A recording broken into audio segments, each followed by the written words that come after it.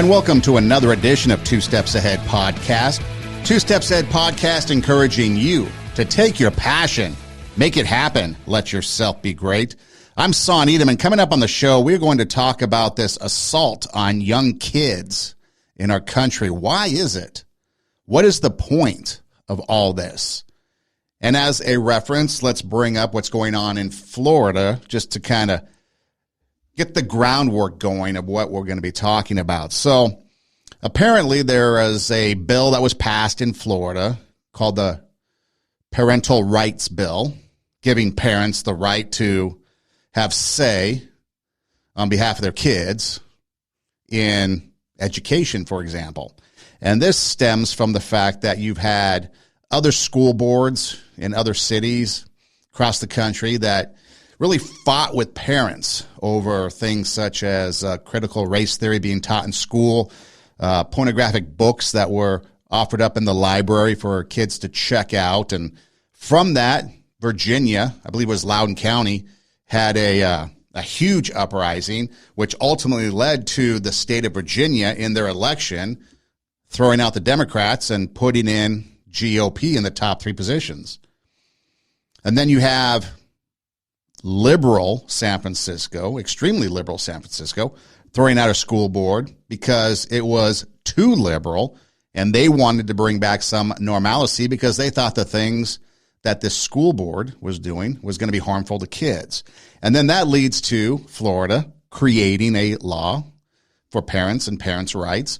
And of course, the Democrats and liberal people, they make up the don't say gay. And so then you have a lot of immature adults running around saying gay, gay, gay. And then you have immature Democrats on the Florida House floor and stuff making all kinds of ruckus. I don't understand why. I mean, you look at the Supreme Court hearings with Kamala Harris and Cory Booker, and you look at Texas. Remember when Texas, all those Democrats fled to try to keep the vote from happening on something in Texas. And then you have now the thing going on in Florida. Why can't you guys be adults and act adult-like? Why can't you have discourse and conversation? Why do you have to be so petty? Why do you have to be so vile? Why do you have to be so childish? I mean, it's like, grow up. And then why do you guys vote these people in? I don't care what side of the aisle you're on, but if you're elected politician, the person that's supposed to represent you, is acting like this, why would you tolerate that? Let's just start there. I mean, it's ridiculous. And I think that's what we're getting to when it comes to this assault on kids. I mean, think about this. Back in the day, it was all about, you had to watch for drug and alcohol abuse. You know, you had things like Just Say No. And then you had other campaigns to keep kids off of drugs and alcohol. This is your brain. This is your brain on drugs. And you had the frying pan and the egg. Any questions? And then you had, McGruff the crime dog, help take a bite out of crime, or only you can prevent forest fires. You know, those were the type of things growing up that we had to deal with. And then, of course, there were more pressing issues when it came to parental abuse, right? But even growing up back in the day, you had this support between the educational institutions and parents. Nowadays, you have all kinds of things, and it starts with politics. We mentioned the Disney in Florida. You've got this whole thing going on with Twitter, and you're seeing how people are reacting to that. I mean, again, you have that selfish, immature, childish behavior going on by the left because Elon Musk bought Twitter. You have school boards acting not in the best interest of the kids. In fact, remember we talked about that, the saying goes like this: if you don't have a uterus, you don't have a say on abortion. If you don't have dark skin, you don't have a say on social justice or racism. Well, what I should say is that if you don't have kids, then you don't have a say on how that education should go, how kids should be educated, how kids should be handled, because you don't know. You don't know what it's like. If you've never been a teacher, you don't know what it's like. But if you don't have kids, maybe you shouldn't be an educator. Maybe only parents, people that have had kids, maybe they're the ones that should have the say, because after all, you don't have a uterus, you don't have a say in reproductive rights, you don't have dark skin, you don't have a say in racism. And so if we're going to use that mind thought or that mindset, then if you don't have kids, maybe you don't have a say in the education system. And then on top of that, so you have CRT, critical race theory, which basically talked about, shaping politics in our country is based on racism. You have this LGBT and trans ideology out there. You have the sexual assault of young people. Think about, you had the Catholic Church. You had the Boy Scouts. You have this fight between teachers and parents now. Teachers and parents are no longer on the same page fighting for the same cause. Now, I want to say that that's not always the case. There's a lot of school districts, a lot of teachers across the country that are, but what we see in the news is what people think is going on universally. And that's not necessarily the case, but we see it. And so we have to ask, why are teachers and parents at odds with each other? Why is it that you have this assault on young people? So a state government decided they wanted to take some action to protect kids, and everybody goes nuts. Why is that? When you look at 3 areas of life that's most affected by outside influences, you have a person's identity. A lot of times our identity is defined by what people tell us, unfortunately. We've talked about it many times on the show about people influencing us. Who's our influences? What influences us? When we look in the mirror, are we getting a correct look at who we are, or being influenced by something that shouldn't be influencing us? You talk about identity. You talk about education. Education is being influenced by outside people until hopefully you get old enough that you can start to realize what's going on. You can start to look for yourself. I always tell people, do your own research. I do a lot of research when we put these shows together. Do your research. Find out what it is that's going on with these things and come to your own conclusions. Don't just rely on me. Don't just rely on Twitter. Twitter's like the rumor mill of social media. Mental health. Think about it. If you have mental health problems, or let's say you're facing some sort of, maybe not even to the point where it's diagnosed mental health, but you've got, maybe you're feeling depressed, you're feeling down, you're having issues. So you're going to talk to somebody. You're going to go to a counselor, a therapist. These people will then give you feedback on how to maybe handle these things, right? Hopefully it's good feedback. But again, you're being influenced. So these are 3 areas. And when you take a look at young kids, those are the 3 areas that are being impacted by teachers, by coaches, maybe other mentors, if you're part of an association, remember Boy Scouts or something, okay? Their identity is being defined because, again, take a look at anything, okay? Take a look at racism. How many times do you look at racism and the question is nature versus nurture? You can drive by an elementary school playground and see kids of all races playing together. But then when they get to high school, those same kids are now at odds based on color of skin. What changed? Well, it was taught. Racism was taught. You were taught not to play with these kids based on color of skin, influences, identity. Obviously, the education of young people, we've gotten away from reading, writing, and arithmetic, and we've gotten into critical race theory. We've gotten into sexual ideologies. I mean, think about the things going on. They took prayer out of school. They took religion out of school. There's a huge emphasis on the separation of church and state, which is often misrepresented when people quote that, because that's not what it means. It doesn't mean keep religion out. It meant no state-sponsored religion. But now people take it and want the separation of church and state. So no prayer in school. You can't have the 10 Commandments in the courthouse. You can't have a cross on a hill because people will fight that. But yet you're allowing these other ideologies to come in. Why is that? We'll take a look at it. And then what's the cost of all this that's going on? I mean, think about that. We just went through a health crisis for the last 2 years, and mental health became one of the biggest things that people started to focus on outside of vaccines and mask mandates and lockdowns. It was the mental health of people. Kids being out of school versus kids being in school. Why were they locking down or locking out kids in school? Why were they forcing mask mandates on kids in school when everybody else was free to choose? Again, why are they assaulting kids? Because they can control them is what it comes down to. They can control, and they want to shift the culture in this country to their ideology, and you start young. A Catholic priest one time told me that if he has a kid from, say, birth to age 7, or any kid up to age 7, if he has them for that length of time, he'll have them in the Catholic Church for the rest of his life. They might not practice on a regular basis, but the tenets that are taught at that young age, he will have. And so that's what happens. You teach them at a young age, and then you've got them. So you look at kids, and you get this conversation going about, do kids know about sex? Do they know about gender? Do they know about gender ideology? I mean, first off, let's talk about gender ideology, okay? Gender identity means that basically the sex that you feel or the gender that you feel does not align with your biological sex.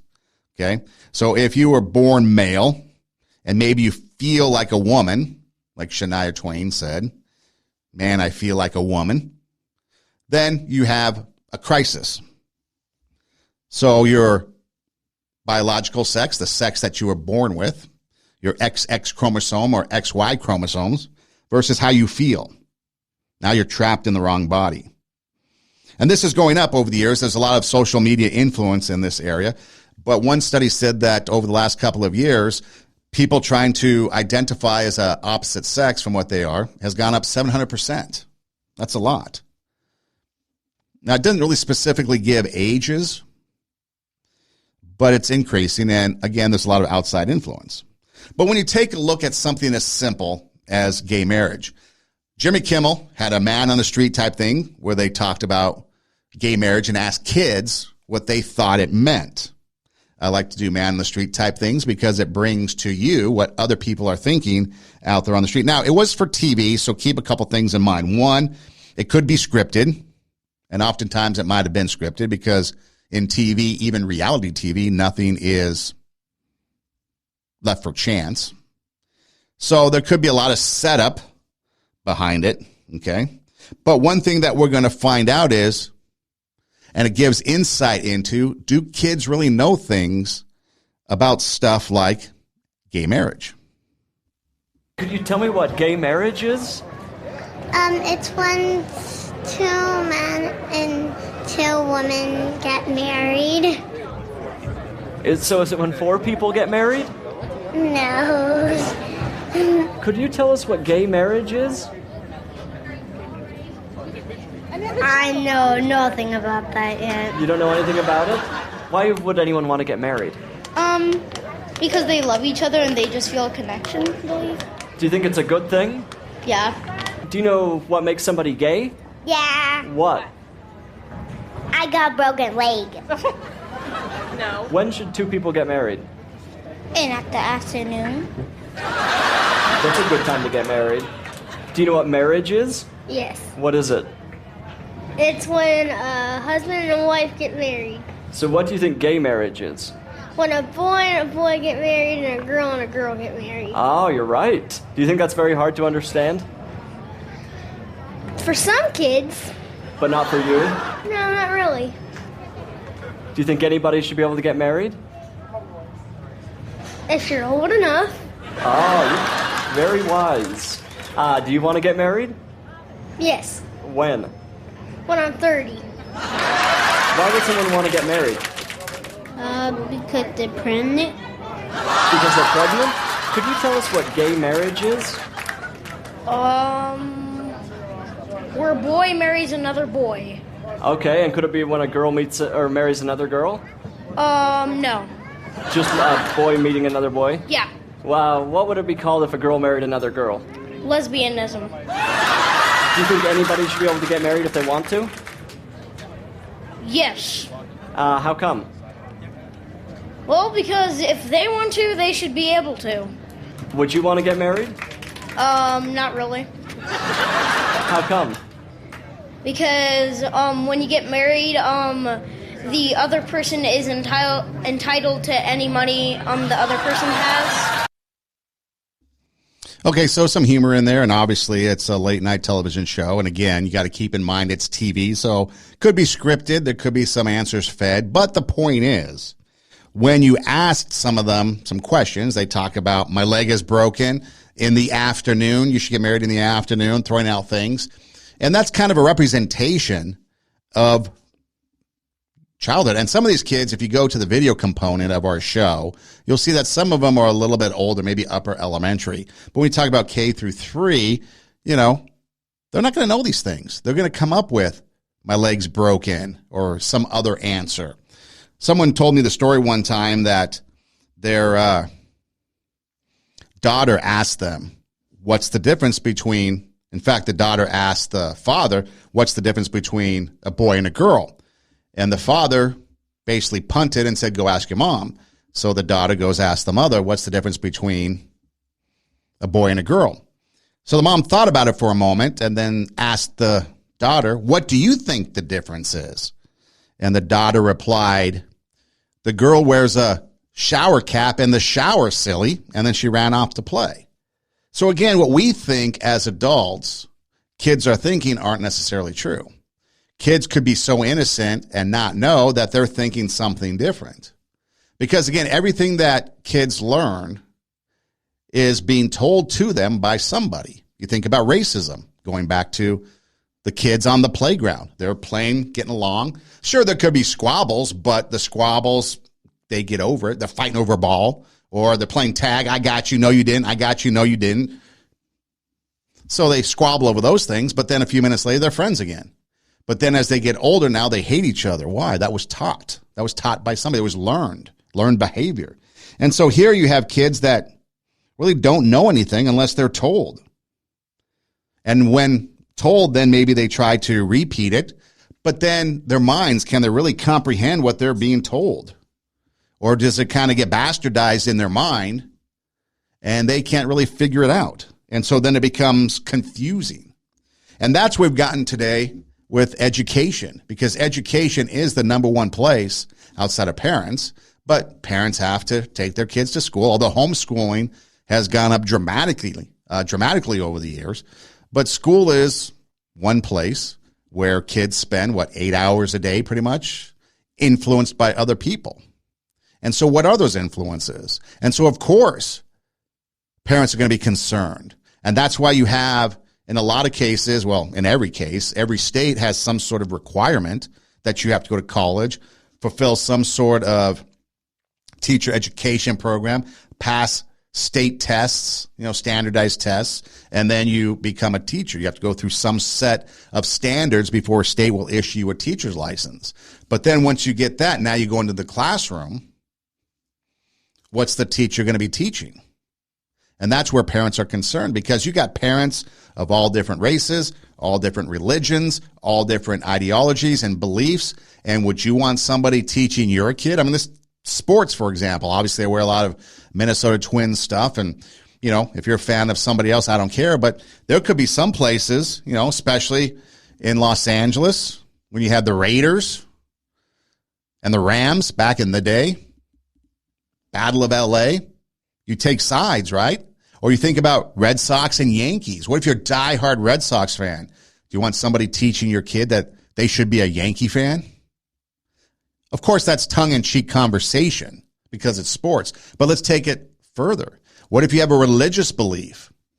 Would you want somebody teaching your kid something opposite of what your belief, cause confusion? See, that's where you get into the dangers when you get beyond the reading, the writing. Teaching kids math, although now apparently math is racist. I don't know. But you think about that.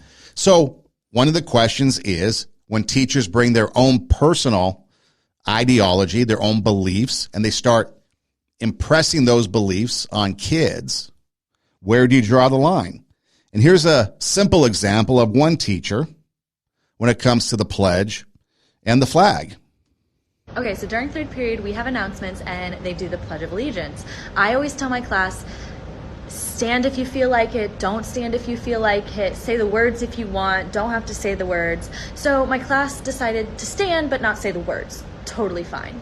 Except for the fact that my room does not have a flag. It used to be there, but I took it down during COVID because it made me uncomfortable.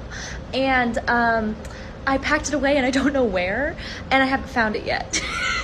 But my kid today goes, hey, it's kind of weird that we just stand and then, we say it to nothing. And I'm like, oh, well, I gotta find it. Like, I'm working on it. I got you.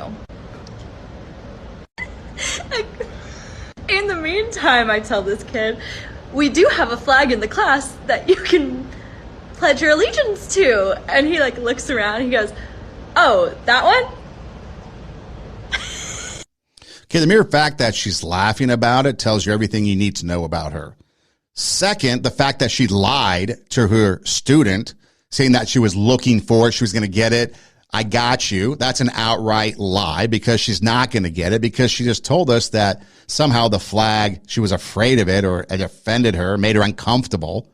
She makes a mockery of the flag and all the people that fought and died overseas so that she can have the freedom to sit there and make a mockery of it. And she's impressing these values upon these students. So again, tell me where teachers aren't. You had all these people in Florida saying that, oh, nobody's teaching kids about sexual identity and LGBTQ and transgender ideology. So why do we have this bill? Well, here's a teacher impressing her values and her beliefs on students. And it's over the simple pledge. And yet she's making a mockery of it, and she's lying to the student because that flag ain't coming back in. And she makes a complete joke of it. She's a complete joke of a person, and forget about being an educator. Now let's take that. And what if we put conservatism in there? What if there was a MAGA flag up there, and someone said, hey, why don't we pledge allegiance to the MAGA flag? Everybody would go flipping ape nuts over that. Or an NRA flag. Or don't tread on me flag. Or what about that police flag? The black and white with the blue stripe flag? Or what about Christianity? What if we brought the Christian flag in there? People go nuts over that. They'd flip out. The teacher would get fired, suspended.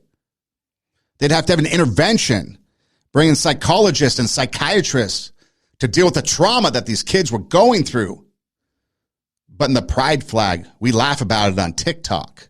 We make a mockery of it besides the fact that we just admitted that we lied to our student. If you're a parent, you saw that, and your teacher, forget about everything else in the video. But if your teacher said, I got you, when she just said that the flag offended her, she's lying. Why would you keep your kid in that classroom? I mean, seriously, this whole thing about the masks and the mandates and all that and the kids, parents, pull your kids from school. Done deal. That will fix everything. You want the power? Just pull your kid from school. And if enough of you did that, you'd get a lot of change. And that's what started to happen. Parents started to step up. But again, replace that LGBT flag with a MAGA flag.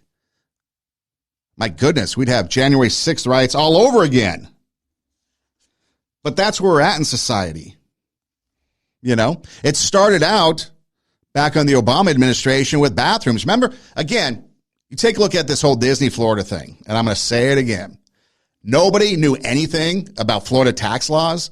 Nobody knew anything about the fact that Disney had all this free reign to do whatever they want. Nobody knew anything about any of it. All they cared about was that they had to pay $110 or so to get into the park, which the true crime is $110 to get into Disneyland.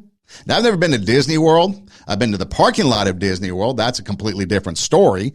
I'm going from Orlando to Tampa. There's a lot of traffic on the freeway. The GPS in the rental car tells me there's an alternative way to get to Tampa off this freeway. So I decide to follow it, and it takes me right to the parking lot of Disney World. Was that not programmed? I have to go back out and end up right back where I started. That's my Disney World experience. My Disneyland experience, I grew up going to Disneyland, been to Disneyland many times. So the last time I went, fortunately, I knew somebody that was gracious enough to get me in for free, and I enjoyed a great day at Disneyland. So $100, $110, whatever it is. It's expensive. Family of 5, you're popping down $500 to get in there before you even eat or anything else. Okay. Some of you, that's fine. You don't mind paying it, and that's what you want to do. You have season passes, whatever. That's your choice. I don't care. I'm not preaching against that. But it's expensive. Now, from the first time I ever went to Disneyland to the last time I ever went to Disneyland, I think the only thing that changed was Big Thunder Mountain was added. Nothing else. So why did the cost go up? I don't know. But it never changed. Now, since they've added Star Wars and probably some other things, but it was just a couple years ago. Maybe, I don't know, maybe about 5 years ago, last time I was there. Nothing. The Matterhorn was still there.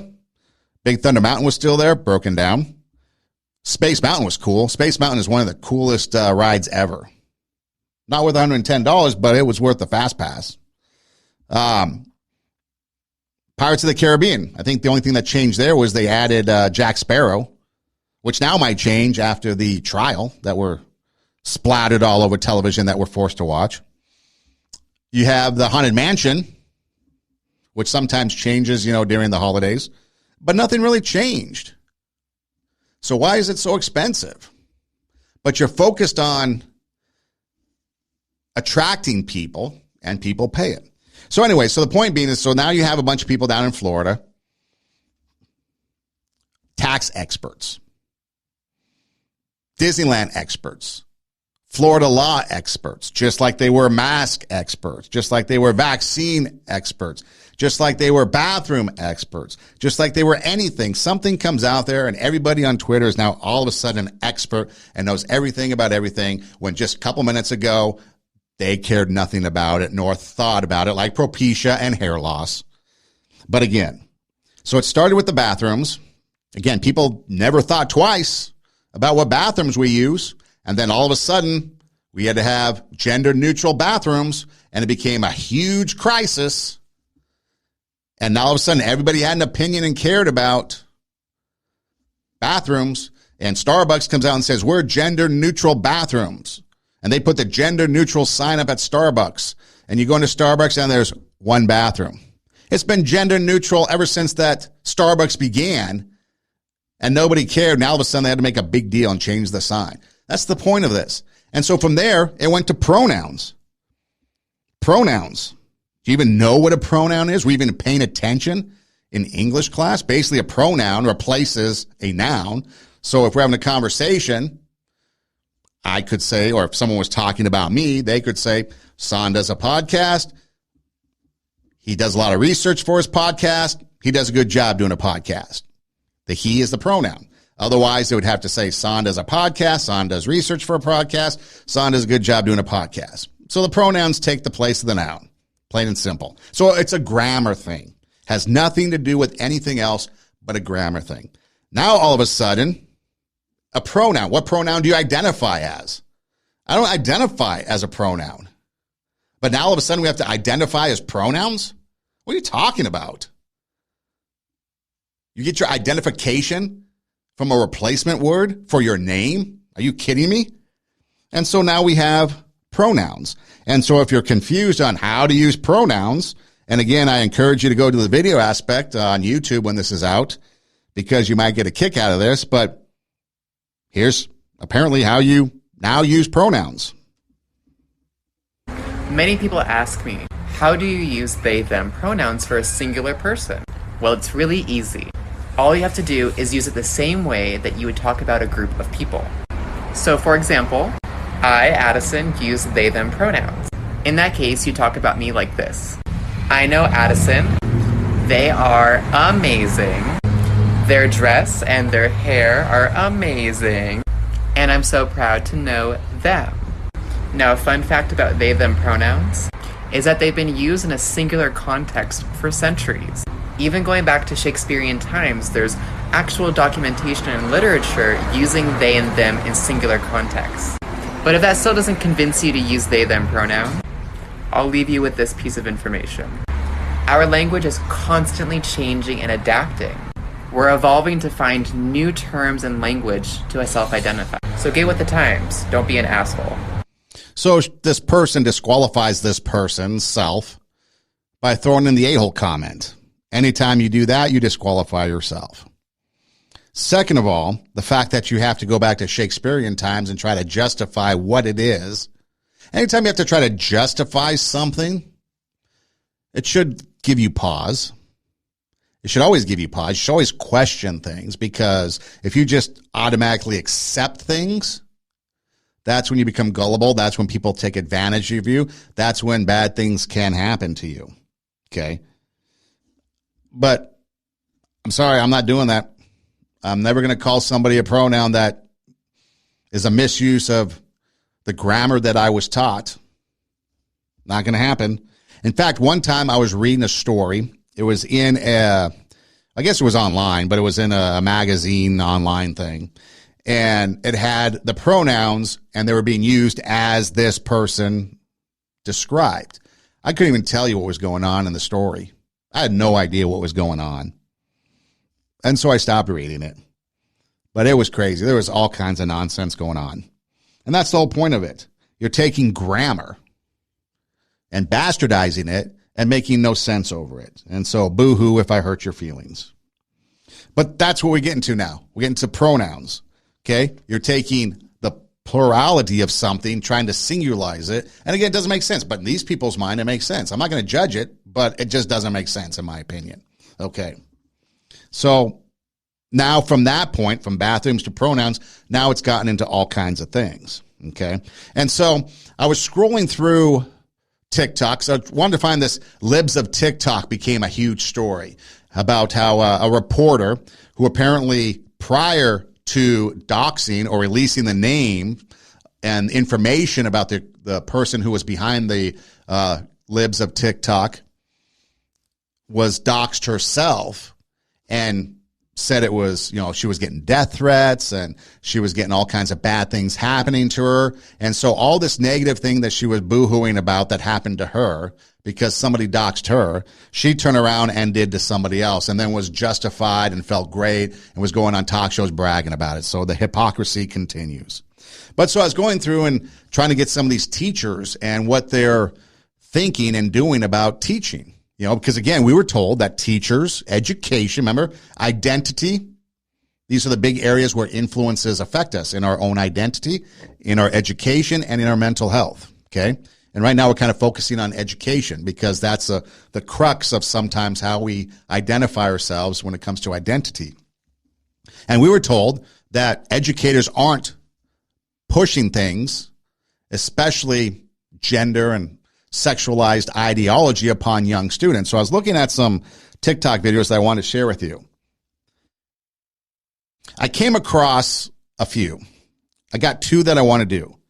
But as I was further doing research, I came across a YouTube page of somebody who was commenting on the very videos I was planning on using. And maybe you've seen these videos too. And again, if you go to the video component of our podcast, you can see the videos, but I've got the audio. And so I thought, you know what? Instead of just me playing the videos and commenting on them, I'll let this person play the video and comment on them. And then you could get a third person, or maybe a second person, I guess, in this case, views and ideas behind it. Now, the person that is playing the videos and then commenting is Blair White. If you don't know who Blair White is, I'll tell you. She is a trans woman who apparently started at the age of 5 to think that she was in the wrong body, going back to that biological sex versus gender ideology. And so she's a trans woman in this world of LGBT, trans ideology, etc. And so she's going to be the one that's going to initially comment on these TikTok videos, and then I'll jump in after she's done. So let's talk about, or let's play the first TikTok video. And again, these are teachers, so keep in mind they're teachers. And then she's going to comment on it, okay? So here is the first one. Hi, so I have a small dilemma. I am starting a new job. on Monday, and it's a teaching job. Are those samurai sword earrings? I can't decide if that's really cool or like really annoying. Annoying. So the kids are going to call me either Mr. or Mrs. Jamie. It depends on what I want, but I, as a non-binary being, I don't know what to pick. I feel like Mrs. would be easier. Non-binary being. Easier for the kids, but Mr. makes me feel better. But I also kind of want to try mix, but I don't know if the kids can do that. I don't. And then what do they do when they ask me if I'm a boy or a girl? I'm not. I don't know. Explain that it's young kids too. It's young kids. My class is gonna be 4-year-olds, so I don't know. And then I don't know if I want to go by Jamie or Jamie Ray, because Jamie Ray is the name that I go by now. I don't know. Girl, you don't know what name you want. You don't know what pronouns you want. Maybe you should hold off on fucking teaching. That's just so annoying. Shouldn't she be expressing this amount of like stress or excitement or anxiety about like, how am I going to teach these kids? How am I going to live up to the very intense obligation of educating the youth and raising these 4-year-olds for 8 hours out of the day that they're not going to be with their parents? But instead, you're such a narcissist that you're sitting here focusing on, what do I want these 4-year-olds to call me? What do I want these 4-year-olds to refer to me as? Girl, you're a narcissist. What can I say? That's exactly what I was thinking. So you have this teacher really concerned about whether she's a boy or a girl, whether she should be Mr. or Mrs. I guess she's not a boy or a girl. Do you really want these people teaching your kids at 4 years old? There's no way. There is no way that I would have a 4-year-old in this person's classroom. The only thing she cares about is herself. And like Blair White said, where's this same energy put into teaching or taking care of the kid for the next 8 hours? But no, you're focused on trying to put your ideology on a kid. So again, whether you agree with me or not, you have to admit that these things that are going on, this political battle, these parental right laws that you guys are protesting because Florida put in play, yeah, there's teachers out there that are doing this. Whether you say so or not, there is example one. And so, yeah, reading, writing, the alphabet. We all agree. I think we can universally agree.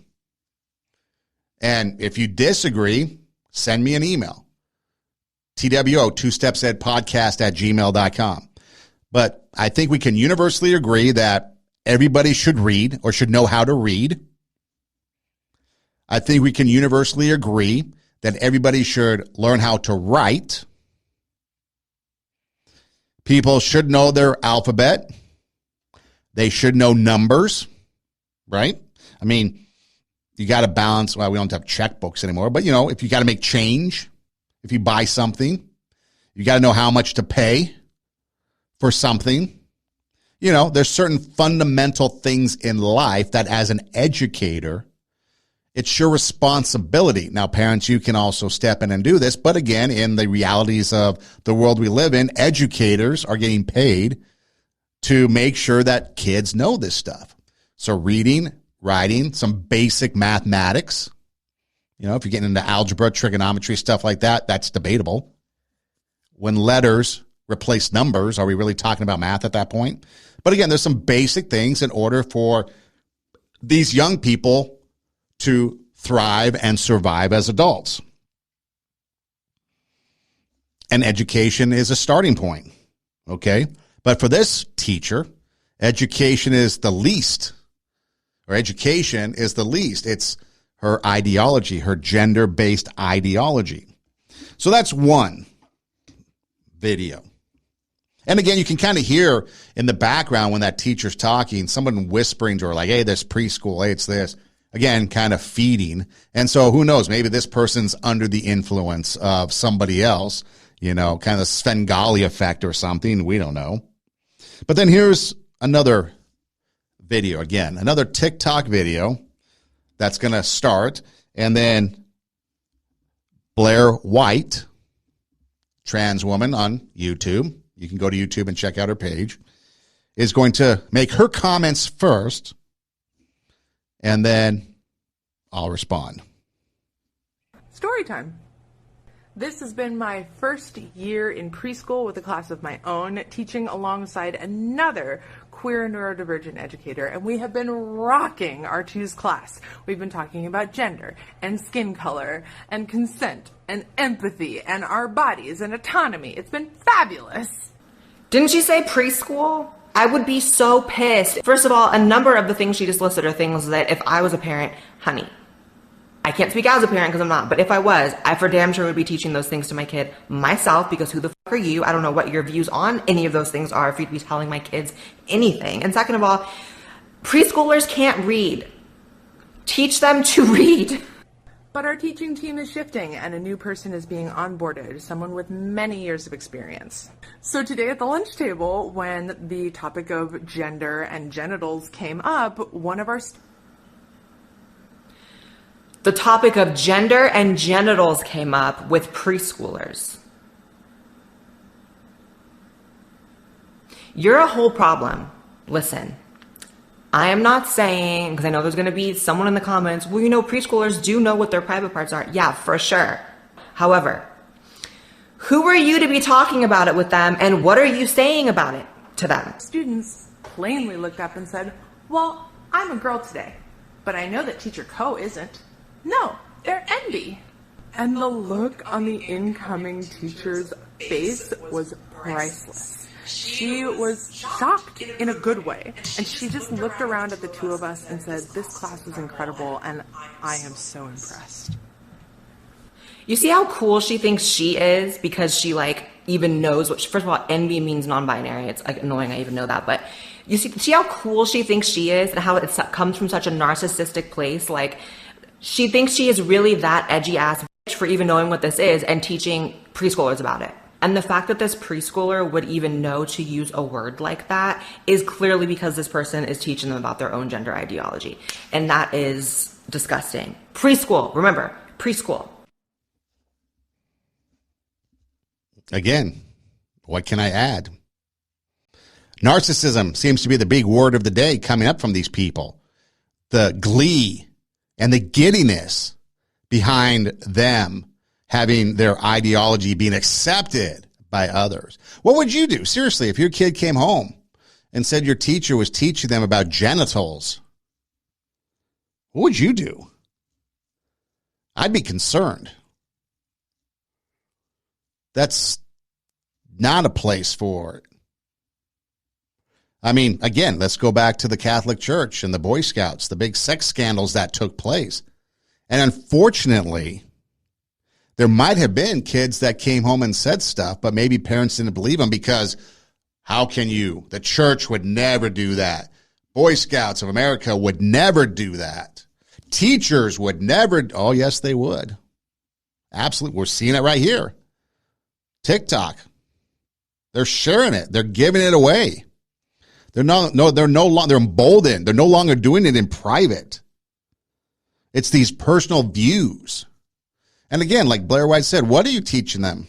We talked earlier about racism, and racism is something that is taught/learned. So if you're teaching them about skin color, are you teaching them about racism? What are you teaching them? Consent.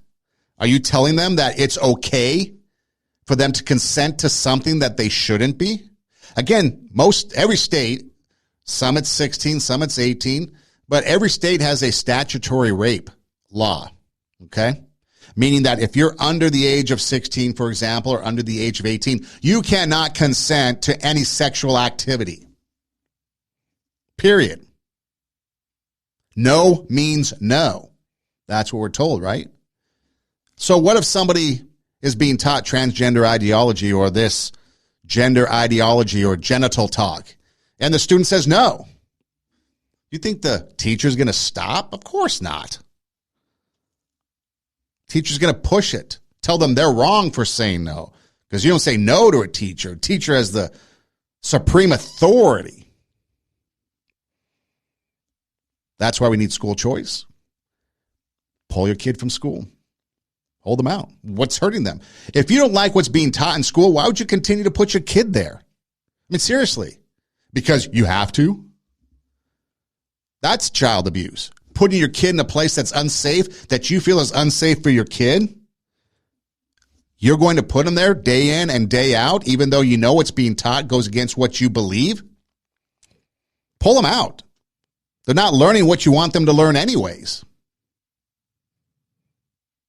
And now you have this parent versus educator, CRT, LGBT, sexual identity, and other ideologies. Again, replace all this with MAGA.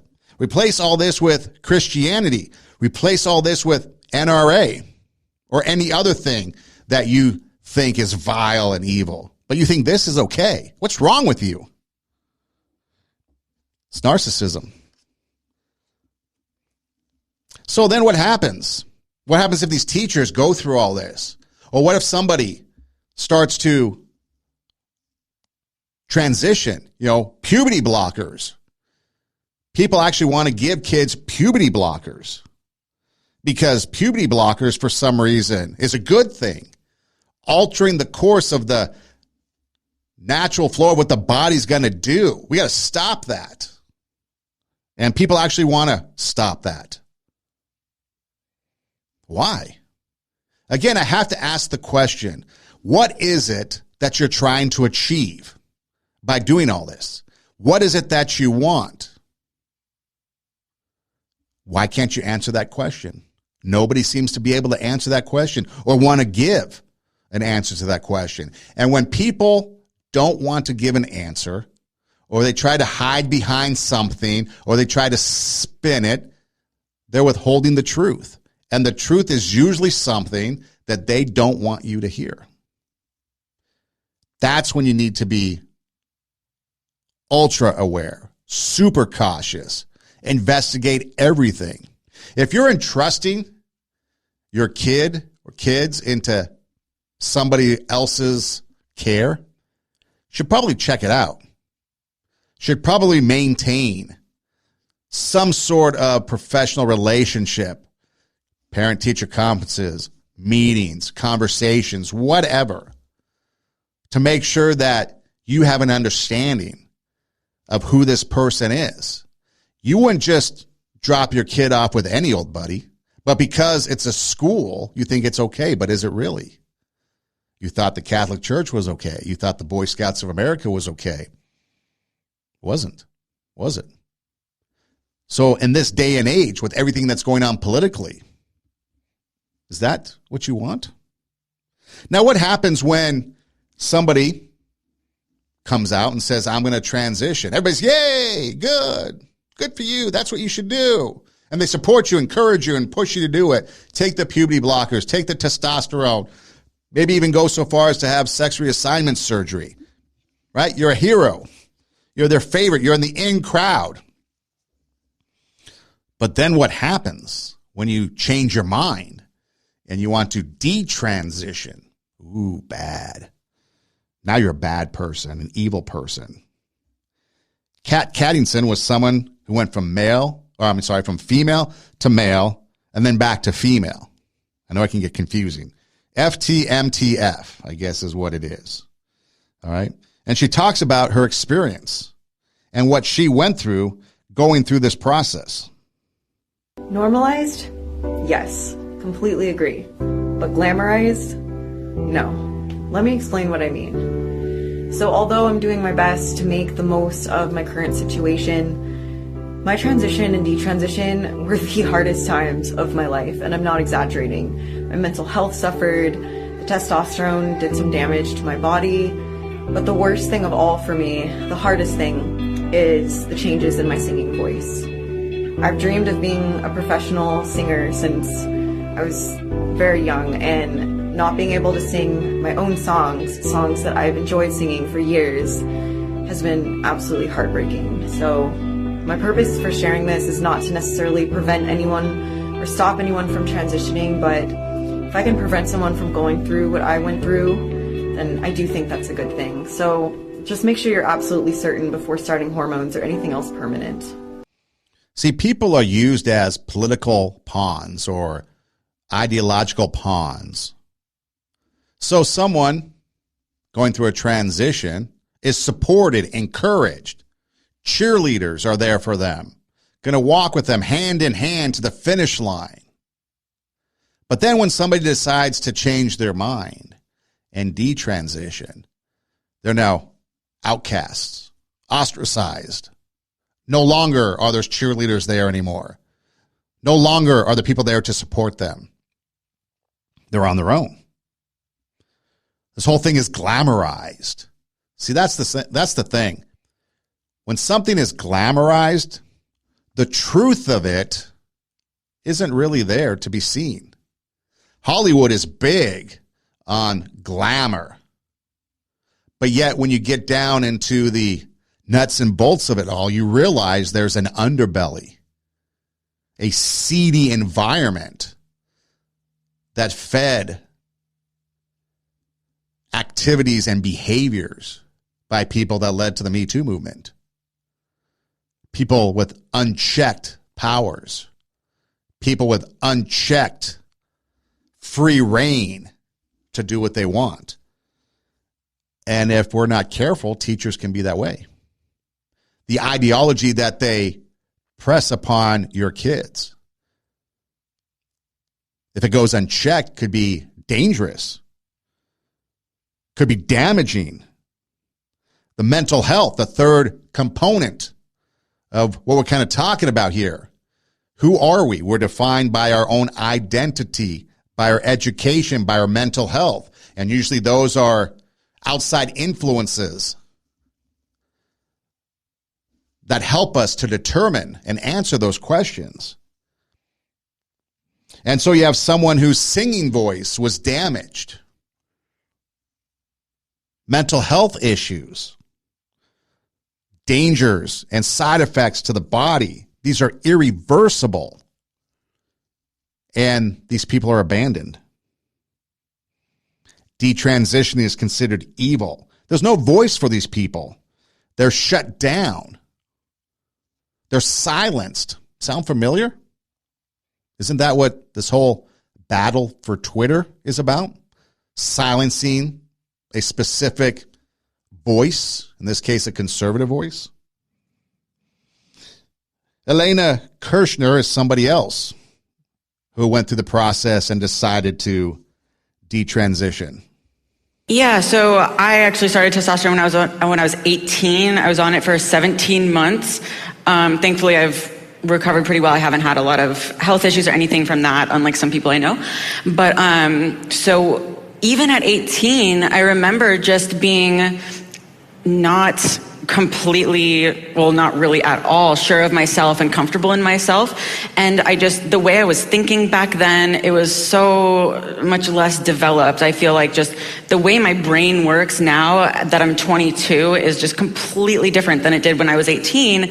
And I still have more growing to do. So when I think about it in that context, and I think about younger teenagers, even younger than 18, thinking back to how I was when I was 16, 15, 14, 13, 12, 11, 10, 9, like these super young kids, I just don't think it's realistic to put this decision on them that is basically saying, are you okay with the risk of permanent health effects, permanent disease, permanent injury to your body, permanent infertility that you can never ever reverse? How can you ask that of such a small child when so many parents don't even really trust their 16, 15-year-olds with what they're going to have for dinner, you know? So it doesn't seem appropriate to me.